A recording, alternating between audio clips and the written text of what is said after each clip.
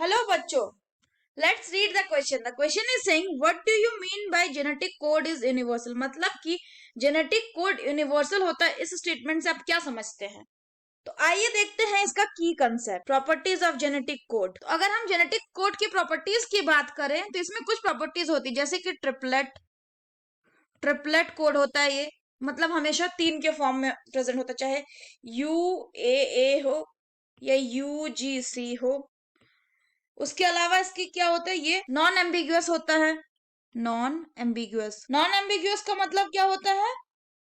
इसका मतलब होता है कि one codon specifies only one amino acid and not any other. तीसरा जो पॉइंट होता है, जो हमारे क्वेश्चन का टर्म है, वो है ये यूनिवर्सल होता है. यूनिवर्सल जेनेटिक कोड यूनिवर्सल होता है. इसका मतलब क्या है?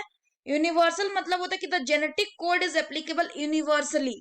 एप्लीकेबल यूनिवर्सली का मतलब क्या होता है कि एक codon specify the same amino acid from a virus to a tree और ह्यूमन बीइंग.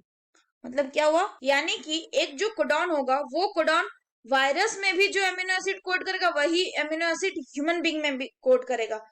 जैसे अगर बात करें तो AUG जो होता है, वो अगर मिथियोनिन को कोड करेगा तो वो वायरस या बैक्टीरिया जो लोअर ऑर्गेनिज्म, वो लोअर ऑर्गेनिज्म में भी मिथियोनिन ही कोड करेगा एंड कोड करेगा सेम हायर एनिमल में भी. यानी एक बैक्टीरिया से लेकर ह्यूमन बींग्स तक, complex organism like human beings तक, जो जेनेटिक कोड का कोडिंग है वो सेम रहता है.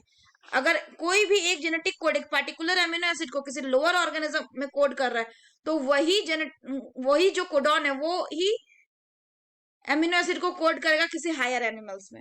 So that's all for the question बच्चों. होप आप सभी को समझ में आया होगा. Best of luck.